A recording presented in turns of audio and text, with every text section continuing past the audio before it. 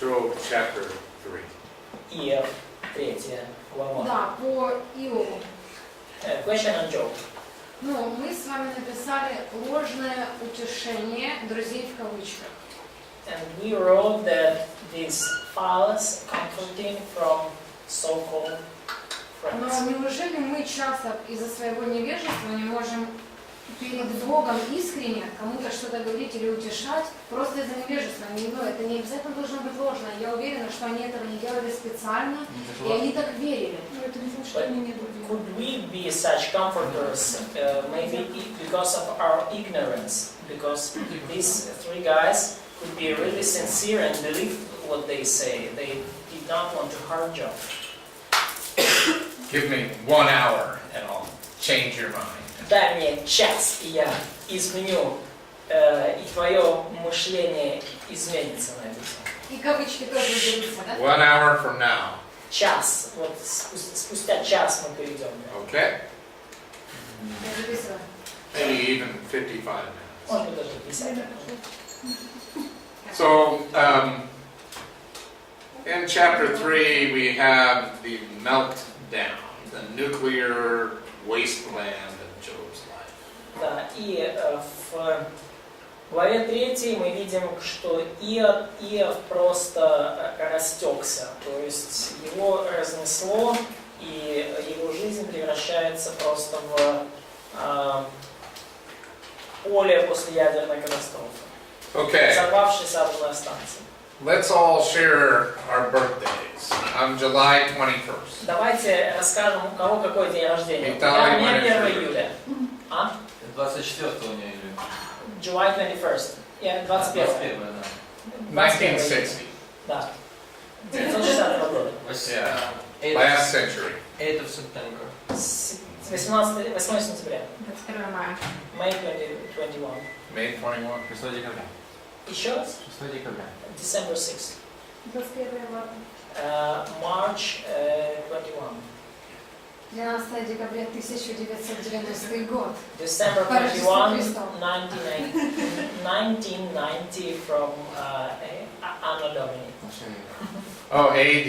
Oh, okay. So thank you for clearing that up. Да, спасибо, что прояснила по поводу Рождества Христова. I'm glad. Yeah, sure. AD and not BC. Что это после Рождества Христова, а не до Рождества. You would be older than you look, you know. Тогда бы ты выглядел намного, тогда бы ты, ну, то есть ты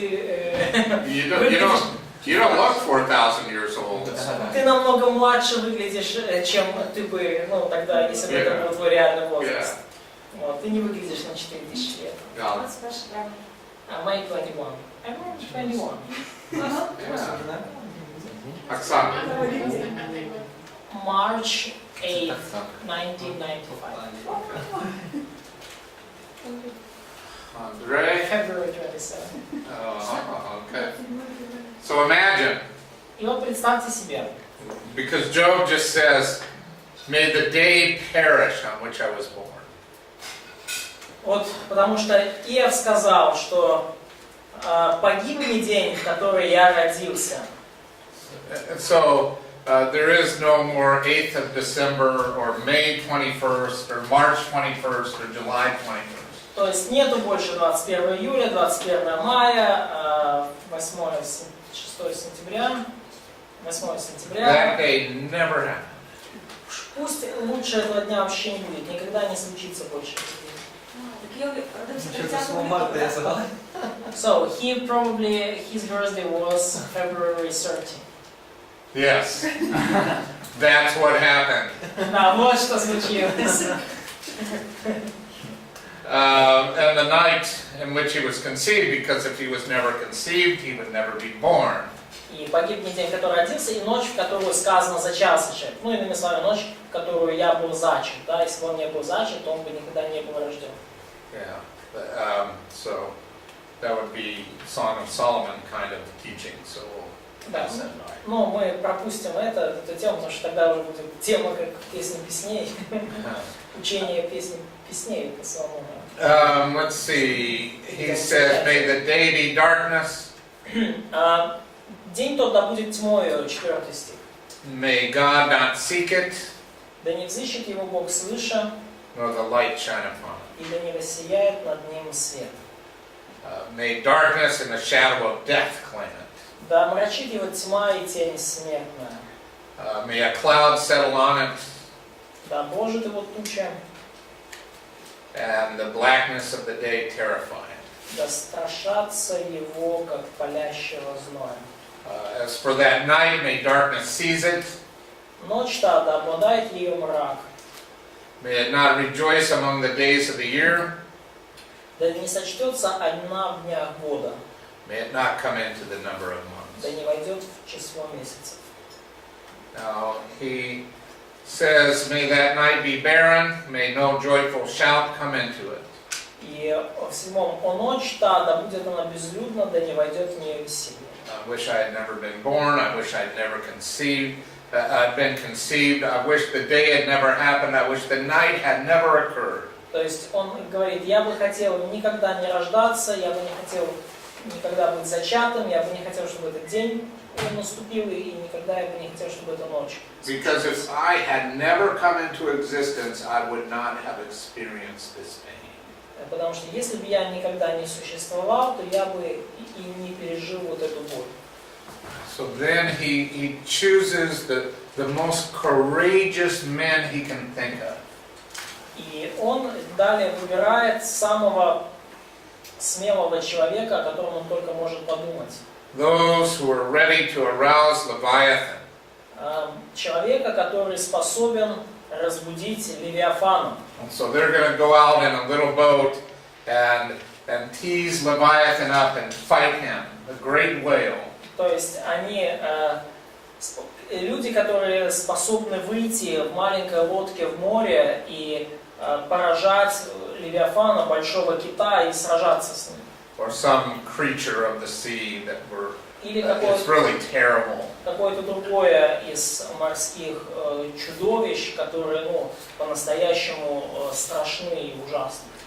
So we'll take the most courageous men we know, and they will be able to rip this day out of the calendar.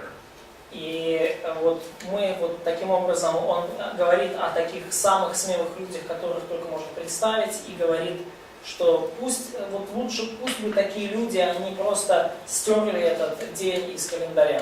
Instead of the sun rising on that day, И да померкнут звезды рассвета ее, there's only darkness. пусть, и пусть будет только тьма. Because this day didn't stop my mother from giving birth to me. Потому что этот день, 10 стих, он не остановил мою мать от того, чтобы она родила меня.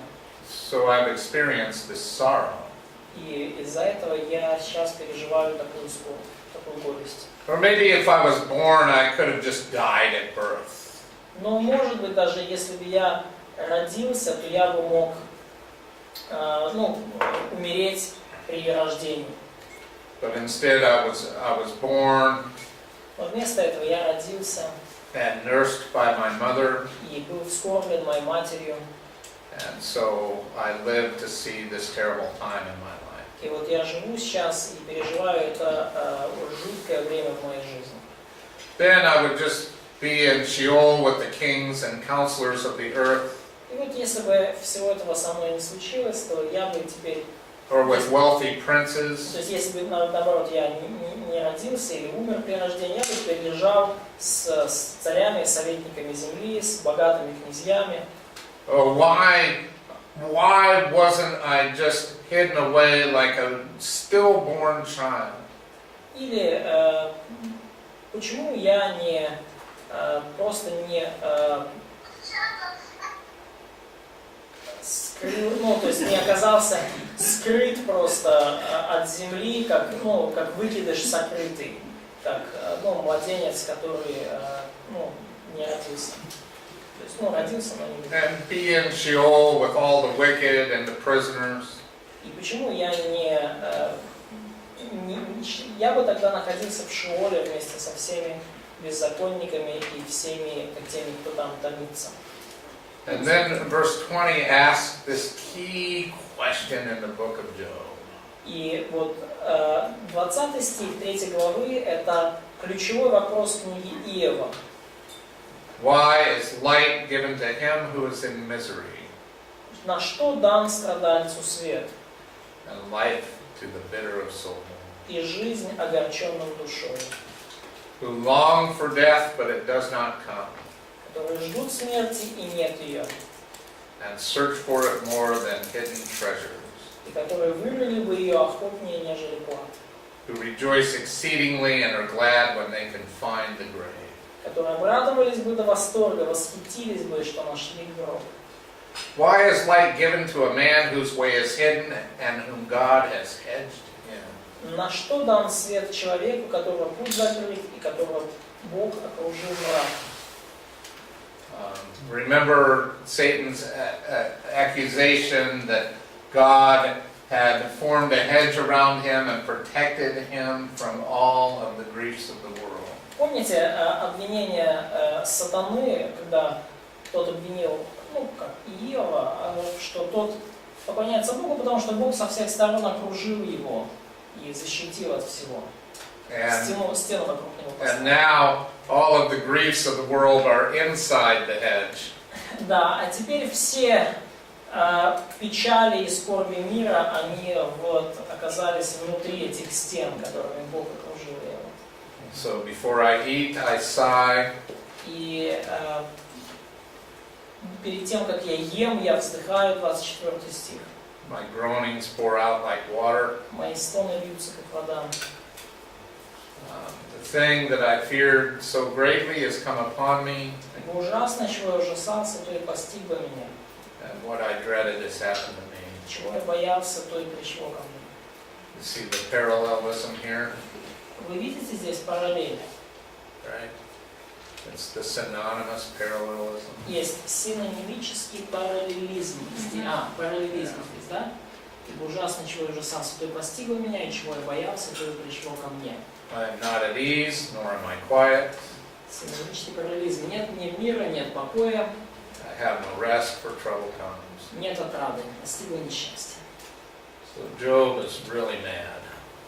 То есть мы видим, что Иов действительно, он уже почти обезумел от горя и от боли. А как можете интерпретировать это место, что типа чего я боялся, то и настигло меня? So how could we interpret this verse 25? What I fear comes upon me and what I dread befalls me. Positive thinking. Yeah. Типа я жду чего-то, я боюсь, что русские придут там в мой город, и что они типа придут в мой город, ну So for example, if I'm afraid that Russians will invade my city, so it doesn't mean that they will invade. It's not automatic. Ну, не автоматически это Ну чувствуется. да. Ну, Yeah, of course not. Конечно. Yeah. But we all have things we don't want to go through, Но у всех у нас есть какие-то вещи, через которые мы очень не хотели бы right? проходить. And so you can say, I hope I don't have to go through that. И вы можете сказать, что я надеюсь, что мне никогда не придется проходить через вот это. But I'm willing. Но я готов. Да, я хотел добавить. Просто я сотни раз слышал, как люди интерпретируют этот стих и говорят, что это причина, почему я страдал. Он боялся, и поэтому... So, but I've heard hundreds of times when people interpret this verse like, oh, he was afraid that that will happen with him, and it's kind of negative thinking, and that's already В оправдание того, что не может быть So that was a незаслуженных страданий. That was a reason why he suffered, and because of this, you cannot say about undeserved sufferings. So, what do you think? Что ты думаешь на это? Думаю, это неправда. I think it's lie. просто год подумал, что типа...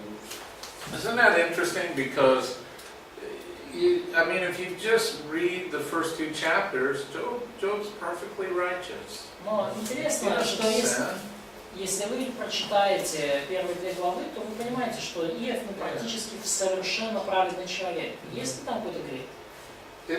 you know, didn't Jesus in the Garden of Gethsemane say, this is going to be hard, you know, if it's your will, save me from this. Не говорил ли Иисус в Гефсиманском саду, что эта чаша, она будет очень сложна для меня, если возможно, то пронеси меня, убереги меня от этого. Okay. So let's start an argument among ourselves. Давайте сейчас поспорим чуть-чуть друг с дружкой. Did God answer Jesus' prayer? Ответил ли Бог на молитву Иисуса? No. Да. Как? Через 3 дня. 3 days later. Good. You guys actually listen sometimes. Да, где-то уже это слышали, походу. Good. It's encouraging to me. Это ободряет. Yeah, he answered Jesus' prayer. Да, Бог ответил на молитву Иисуса. Yeah. Now, let's talk about Abraham. Давайте поговорим про Авраама. Give me 3 promises that God gave to Abraham. Назовите 3 обетования, которые Бог дал Аврааму. Земля, Land, the land, seed. seed, the blessing. Okay, so Abraham died. Авраам умер. When he died, did he own the land that God promised him? Когда он умер, владел ли он землей, которую Бог ему обещал? Купил A который. little bit. The territory he bought for grave, Саду там где похоронили. for sale. Yeah, so a place half the size of this one. Да, место, которое в половину меньше этой комнаты. But not from the Nile River to the Euphrates River. Но кажется, что это не от Нила и до Ефрата, да? And that was the promise of God. А вот именно в этом же заключалось обетование. От Нила и до Ефрата. Yeah, but he hoped in the city that has an eternal foundation. То есть, Hebrews 11. да, то есть он надеялся, он ожидал города, имеющего вечное основание. Это мы читаем в Евреям 11 главе. So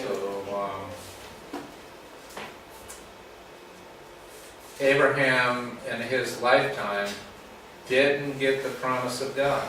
И Авраам таким образом в течение своей жизни он не получил обещанного Богу. So that means that God broke his promise. Но значит ли это, что Бог нарушил свое обещание? So will one day Abraham enjoy this land that God promised him? Итак, будет ли Авраам когда-то еще в истории наслаждаться жизнью в земле, которую Бог обещал ему? Yeah. We'll go visit Abraham. Let's all go together. We'll visit him and we'll go check out his land. Да, будет. И мы давайте все вместе там соберемся и пойдем и проведаем Авраама в его земле. Все вместе пойдем и так проверим, да, получил ли он всю ли эту землю. And he'll show us around. И he'll show us, yeah? Yeah, he'll show us. И он нам покажет там, проведет экскурсию по своим владениям. I mean, it might take a really long time because that's a lot of land. Ну, вообще-то это может занять много времени, потому что там земли богато. But we'll have a lot more time then also. Но и правда и времени у нас там будет побольше, чем здесь. So you get used to this idea that God does not need just your time on this earth to keep his promises. И вам нужно просто понять вот эту идею, принять ее, что Богу не обязательно исполнять все свои обетования вам во время этой земной жизни здесь на земле сейчас. Он не обязан исполнять их в это время. In the middle of this book, Job talks about how he's going to stand again on the earth. He's going to be resurrected. И в середине книги Иов говорит о том, что о своем воскресении, о том, как он снова встанет на землю. And so, will he meet his children again? И встретит ли он снова своих детей? Yes, he will. Да, он встретит.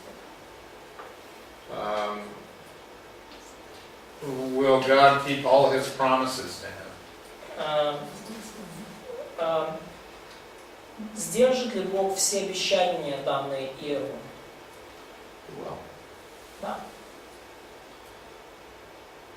So now we have Eliphaz, the first friend, speaks. И вот у нас теперь появляется на сцене Элифаз. И это первый раунд утешения. Особенно 6 стих, в таких обстоятельствах. Especially verse 6. Or Самое 6. неуместное в этот момент. 4-6, да? Да. Okay, what about verse 6, Katya? So she said it's the worst thing you can say in such situation. Is not your fear is not your fear of God your confidence, and the integrity of your ways your hope? It's absolutely out of context and place. Yeah, I think that he's saying that you shouldn't have confidence in God because you're a big sinner. И я думаю, что он по сути хочет сказать, что тебе не сильно надо надеяться на Бога, потому что ты такой грешник. Look at Eliphaz's worldview in verse 7. Смотрите на взгляд, на мировоззрение Элифаза в 7 стихе. That's his worldview, 100%, right? Это вот 100%, это его взгляд на жизнь. 100% 100%. correlation. 100% взаимосвязь греха и страданий. So he's saying in verse 8, you're this one who's plowed iniquity, and so you planted the seeds of trouble, and so now you're reaping that harvest. И в 8 стихе он по сути говорит, что ты сажал нечестие и сеял зло, и теперь ты пожинаешь урожай. He says that this suffering is the fiery blast of divine justice. И он говорит о том, что вот эти страдания это гневные, огонь, справедливое возмездие, месть, то есть божественное возмездие, божественная справедливость.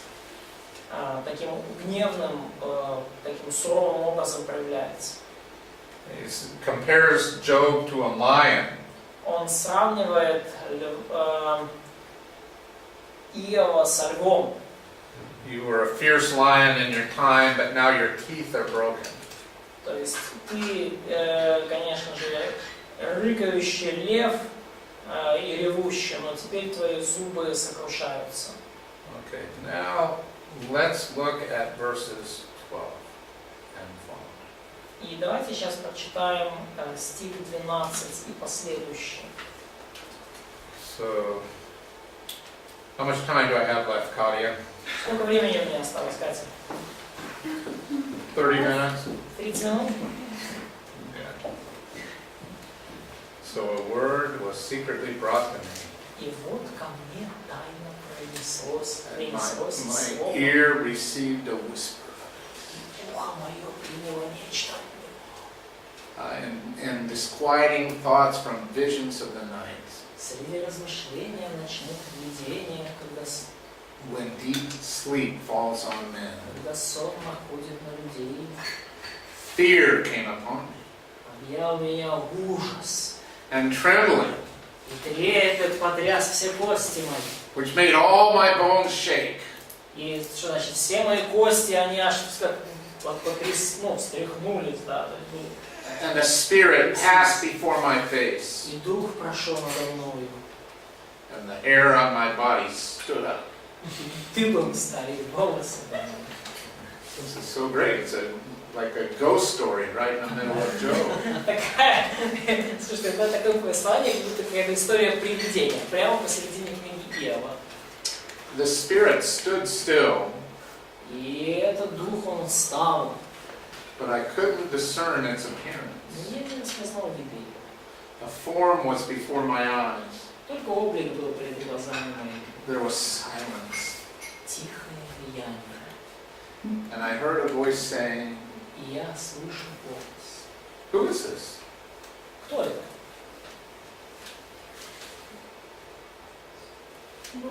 Что попало? Да. Что попало? Jesus.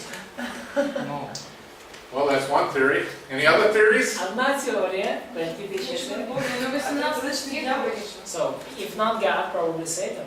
Ashatan. переживание какое-то мистическое. And some mystical experience. Шайтан. Exactly. Yes, да. He's had a mystical experience where he's met Satan. У него мистическое переживание, мистический опыт, где он встречает сатану. Stay away from mysticism. Держитесь подальше от мистицизма. It's like he was meditating and Satan came to him. Это как будто он занимался медитацией, сидел и к нему явился сатана. So let's analyze the content of what the Spirit says to Eliphaz. И давайте посмотрим, так сказать, что же конкретно сказал этот дух Элифазу. Содержание, контент. First question. Первый вопрос. Can a mortal be more righteous than God? Человек праведнее ли Бога? Can a man be more pure than his Maker? И муж чище ли Творца своего?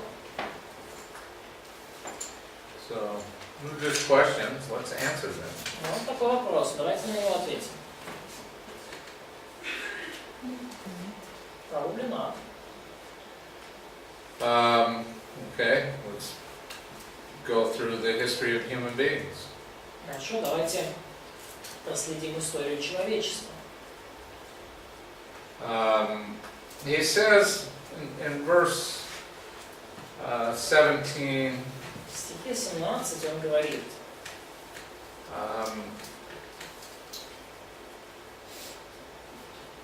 can a human being может ли человеческое существо, how is it translated in Russian? Is it mortal? it's probably, no, it's man, it's just, yeah, human. Yeah, it's better that it's just man because that's it. So, and there is probably difference between our translations because in Synodal it's like, can man be more righteous than God, and can man be more pure than his creator, which is different So, from NIV. these are, how do you say, they're kind of, there's not many words here in Ну, Hebrew. на самом деле в еврейском вообще в 17 стихе этом вопросе там не так уж и много слов. The man from his God righteous.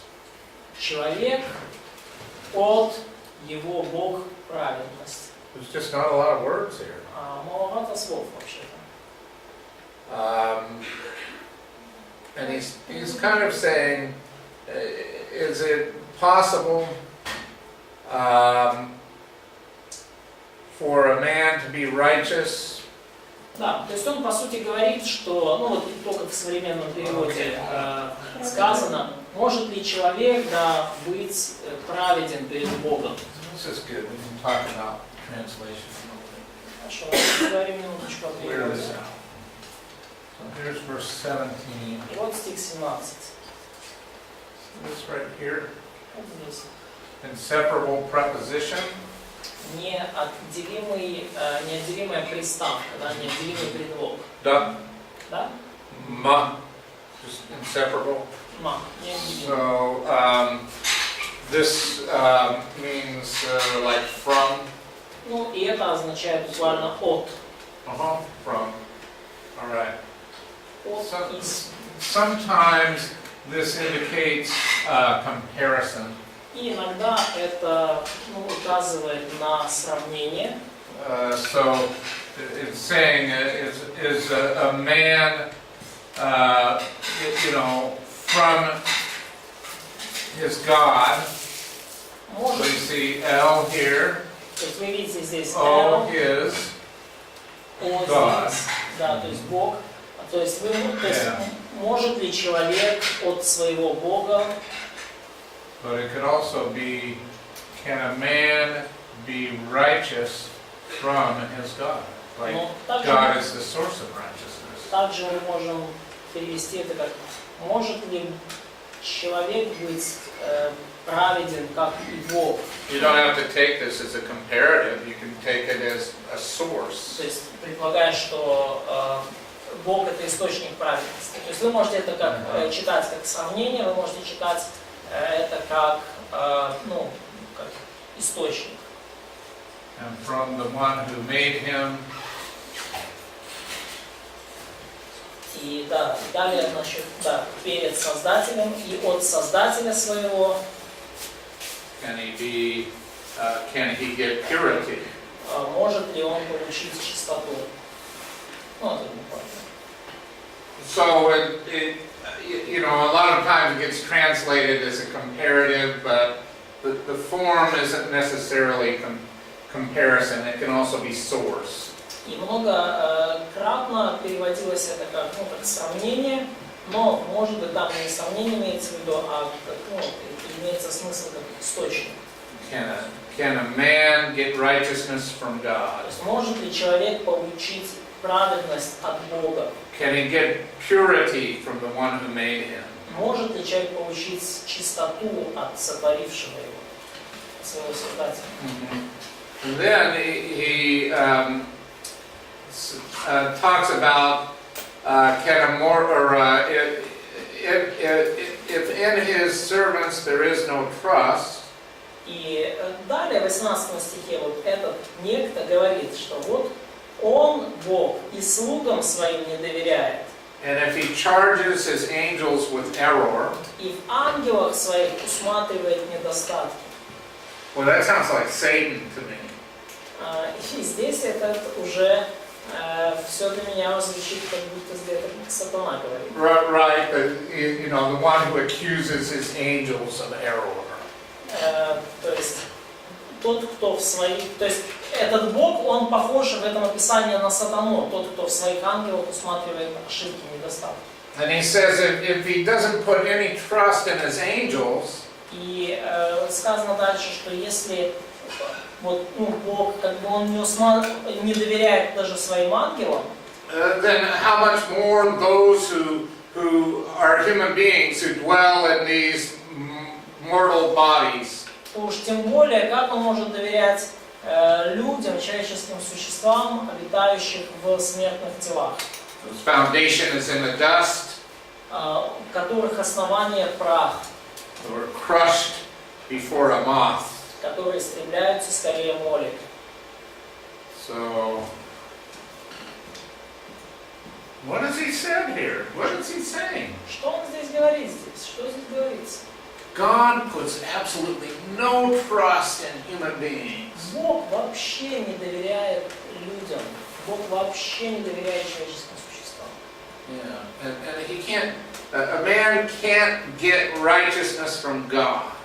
И не может человек получить от Бога праведность. Man can't get purity from the one who made him. Не может человек получить от Бога чистоту, не может получить чистоту от Создателя своего. And if he accuses angels, how much more is he going to accuse human beings who are in these bodies? Если Бог обвиняет ангелов, то как, тем более, как же Он будет обвинять людей, человеческих существ в их смертных телах? At verse 20, they are broken in pieces from morning until evening. И в 20 стихе написано, между утром и вечером они распадаются. They perish forever and no one cares. Не увидишь, как они вовсе исчезнут. То есть они исчезают и никому нет дела. So, who would say this kind of thing about the human race? Кто, на ваш взгляд, будет говорить подобные вещи о людях? Isn't he saying that human beings can't be saved? Can be saved? Cannot be saved. То есть говорит ли он по сути о том, что люди не могут Just быть спасены, perish. что они распадаются? She says that it's like Ecclesiastes. Ну, sounds Христос like говорит physics. о физической жизни, но здесь мнение очевидно, просто вот то, что говорит Марк. But it's okay. Ecclesiastes says about physical life, but it's not obvious for me what you are saying, what your interpretation. Ну, до 17 стиха как бы да, но дальше, ну, я не могу увидеть просто. So, starting from verse 17, I cannot see how you interpret it. Okay. So he starts out by saying that you cannot get righteousness from God. То есть начинает он в 17 стихе, говоря по сути, то есть, Ну, это что правда. человек не может получить праведность от Бога. And Нет, здесь не так сказано.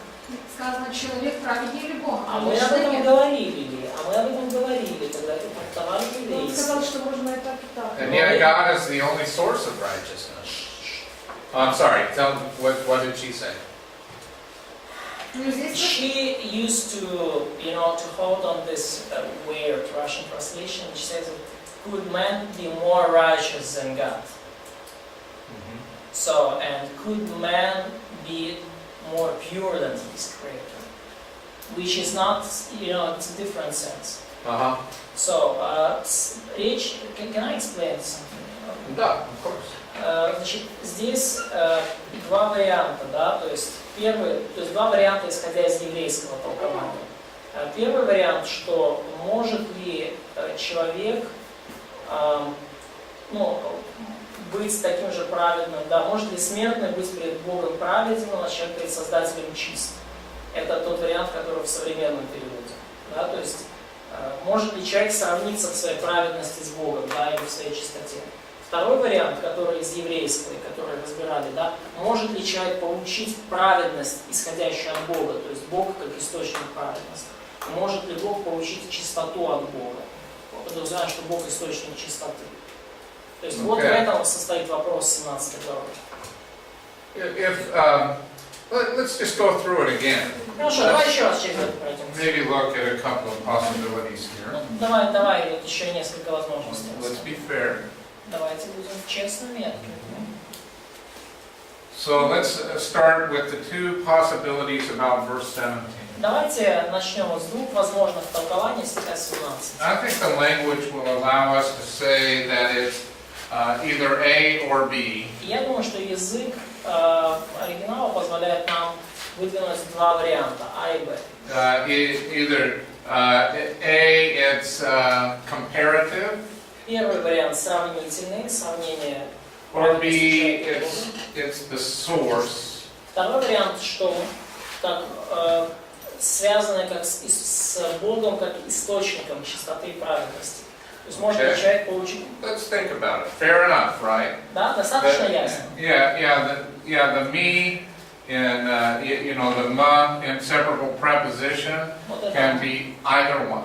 То есть вот это ма или ми, неотделимая приставка, может означать либо то, и другое по сути. Fair enough? Честно?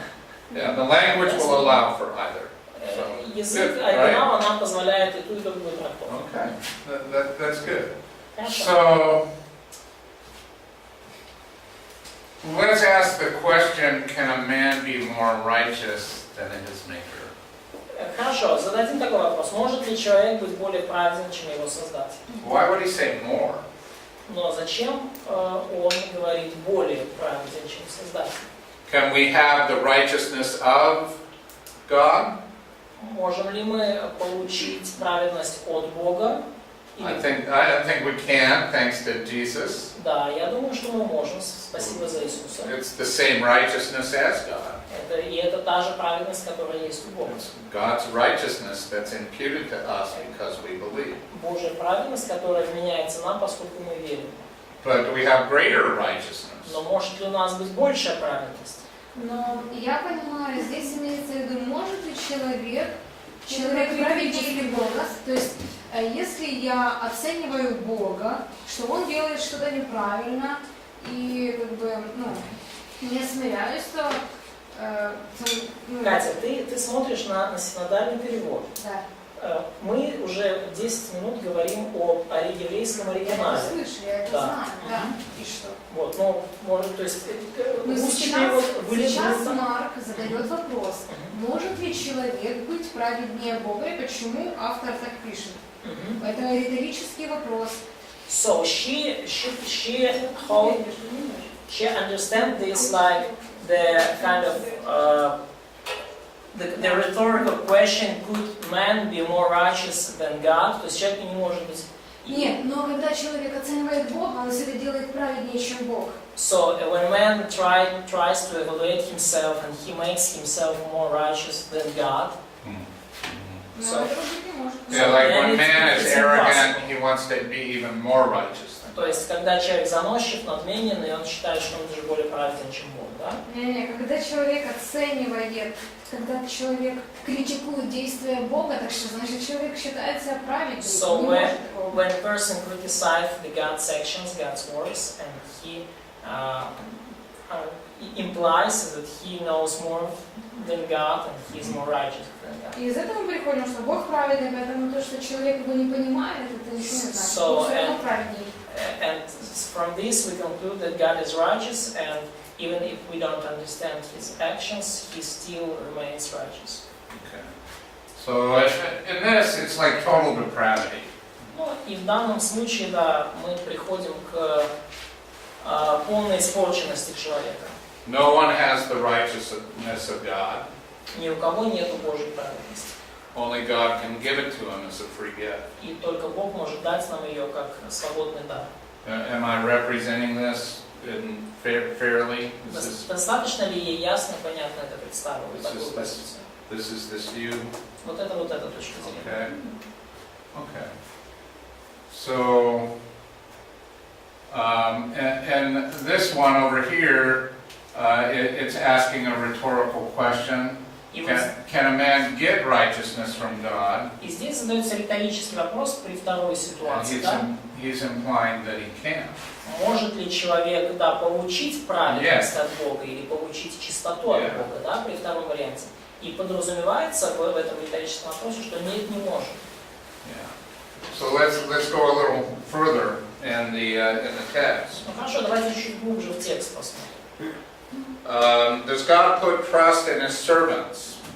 Доверяет ли Бог своим слугам? Ну как? Ну опять же, доверяет, но все равно перед святостью Бога у них есть недостатки. Of course he trusts them, but comparing with his holiness, they all have some, errors or shortcomings. Nothing is perfect comparing with God. Oh, I agree. Да, я согласен. Yeah, I agree. But I think that God does put trust in us. Но я думаю, что Бог достаточно серьезно доверяет даже Paul нам. said he was entrusted with the gospel. И Павел говорит, что он доверил нам Евангелие. So this isn't a universally true statement. He does trust his servants То есть Павел говорит, что он ему доверил Евангелие. with the grace that he gives them. И это универсальная истина, да, что Бог доверяет своим творениям, он доверяет им благодать, которую он им дает. He's saying that he charges angels with error. И сказано дальше, что Бог якобы обличает ангелов, там, в современном уличает в безумие, а в синодальном он усматривает в ангелах своих недостатков. And if he charges his angels with error, how much more these lesser creatures, human beings? Ну, и подразумевается, что если он в ангелах своих усматривает недостатки, то уж тем более по статусу творения людях. I think that verse 19 contains some disrespect for human beings. И я думаю, что в стихе 19 мы видим определенное неуважение к человеческим существам. They die quickly. Они умирают быстро. You know, they're just made of dust. Они просто сотворены из праха. Just a little little dust and water. Маленькие комочки пыли и воды. They're houses of clay. Они храмины глиняные, да, или храмины из брения. They're fragile. Они хрупкие. They have the lifetime of a moth. И живут они примерно столько же, сколько моль. From morning to evening, people die all the time. In the course of one day, so many people На die. протяжении одного дня, вот между утром и вечером, много людей умирает. Постоянно умирают люди. And then they're permanently gone and no one cares. И потом они исчезают совершенно, и никому до этого нет дела. Is this true, verse 20? Верно ли это, да? Вот стих 20. Просто, я не спорю, но нормально то, что мы задаем вопросы, или лучше молчать и соглашаться? Is it okay that I'm asking questions? I don't want to argue with you, so is it normal to ask, or it's better to... Yeah, it's great you're asking Это questions. Are замечательно, you что ты kidding? задаешь вопрос. Просто 3 года, когда ты по одному читаешь это, и сейчас вы говорите по-другому немножко. So it's I'm reading this for 3 years in one translation, and now you interpret in a different way. Okay, so it's iron sharpens iron. Это в притчах описано как железо острит. So I'm very happy for your questions. Я очень рад твоим You вопросам. bet. Yeah. Хорошо, а как насчет тогда 1 Петра, 1 глава, 24 стих? So what about Первое, 1 Peter 1:24? Okay. What does it say? Or for our flesh is like grass, and all its glory like the flower of grass. The grass withers and the flowers falls off, etc. Yeah, it says that human beings don't live for very long. Да, то есть там Петр говорит, что человеческие существа не так уж долго и живут, да? То есть, да, трава, а где-то сказано, что пар. Вышел, нету. In James it's written that it's a kind of vapor. The sun comes high and I just... agree. В плане, что и даже Экклесиаст говорит, порой Our lives are brief.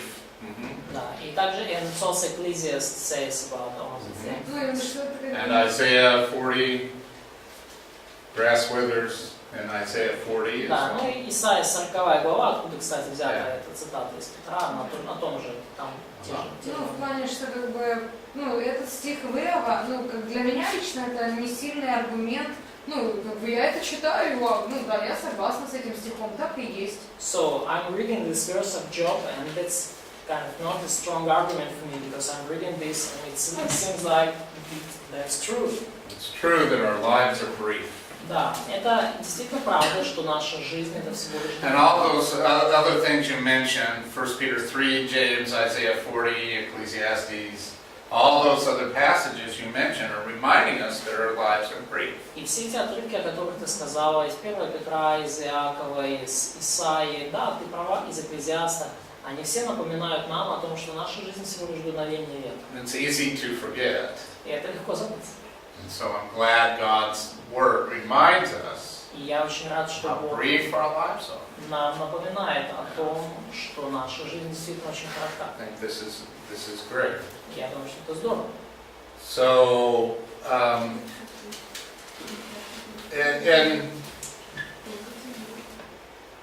in verse 20, И в стихе 20 we're reminded that many people die every day.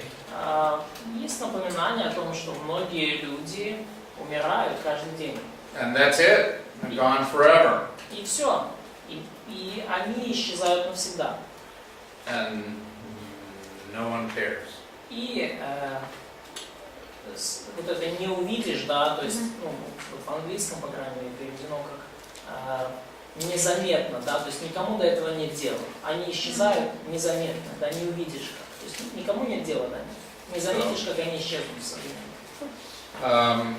I read this and I get the feeling that these things are pretty much true, but the one who is speaking them is angry and bitter about it.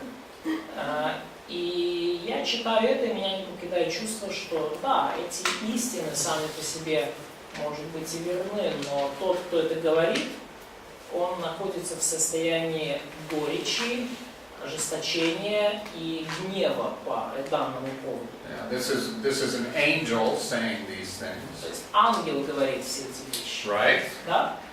Yeah, Дух, да. yeah, Duke, spirit, but I think angel. Да, но я думаю, что Yeah, Ну, да. yeah, fair enough. достаточно. So I think an angel has come and spoken to Eliphaz, Я думаю, что ангел явился и говорил Елифазу. but I think that he's speaking in bitterness. Но я думаю, что он говорит в состоянии ожесточенности и горечи. And so this is just the impression that I get. И вот это то впечатление, которое на меня производит. It's an angel reminding Eliphaz of the shortness of human life and the permanence of death. И ангел напоминает Елифазу о краткосрочности человеческой жизни и о том, что смерть это навсегда. And that you can't get righteousness on your own. И что вы не можете сами получить праведность. I think that you could read this message into this. И я думаю, что вот это послание можно отсюда вычитать. Сабинес, question. Yeah. А тут по тексту впечатление такое, что непосредственно вот этот ангел говорит только в 17 стихе, а дальше с 18 это уже интерпретация самого Елифаза. So there is an impression from text that angel says only in verse 17, and later it's just an Eliphaz interpretation. Почему? Да, почему? Ну потому что здесь вот даже кавычки. Нет, Because заканчивается 21 Это у вас. Эта глава заканчивается. Это у вас. Кавычком не Тут, заканчивается. А у нас нет. у нас только речь 18. только в 17 по So тексту. because of this, the quotes signs which are just finished on verse 17 in Oh, okay. his translation. Yeah, but there are none of those punctuation marks in the Hebrew В text. еврейском тексте нету кавычек. Yeah, so that's hard. That's up to us to figure out. А как when тогда the определяете, quote ends. где И вот люди определяют, такие же, как ты и мы, и что я. смысл? Да, определяем. Вот так и определяют. Но по идее посмотри, ну то есть там до конца главы заканчивается, я думаю.